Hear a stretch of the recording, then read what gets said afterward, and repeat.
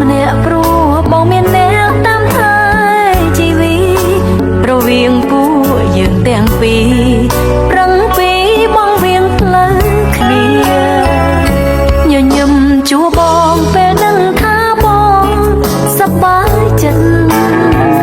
តែក៏ខូចចិត្តពេលដឹងថាបងឆ្លោះគ្នាតើគេធ្វើល្អដាក់បងដែរទេឬមួយក៏គេមិនសូវនឹកនា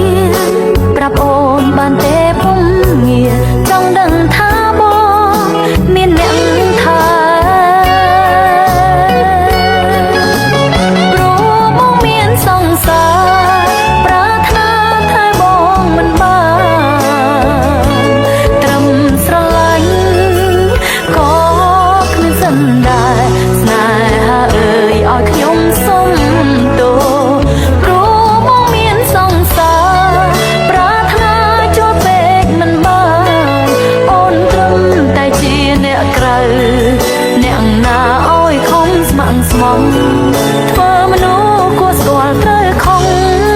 គួរបន្ទោសខ្លួនគ្មានសំណាង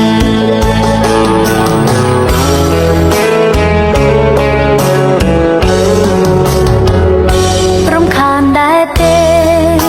ពេលខ្លាំងតែអូនឈឺឆ្អាលប្រាប់អូនផងណាចាំអូនខំប្រឹងជៀសវាងតើបងស្រឡាញ់គេណាស់មែនទេអូនសរសើរគេដែលមានសំណានមិនដូចអូនលងស្នេហ៍តែម្ខាងស្នេហានេះពិបាកម្ល៉េះ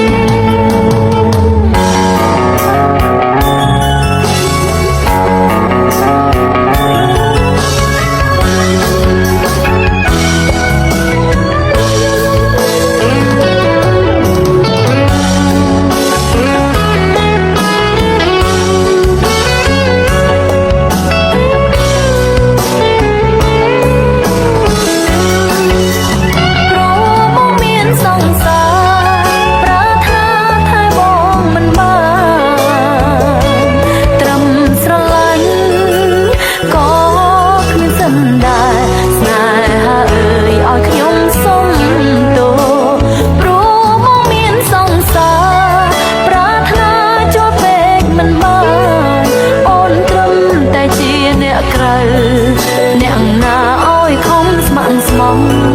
ធ្វើមនុស្សគួរស្គាល់ត្រូវខំគួរបន្ទោសខ្លួនគ្មានសំណា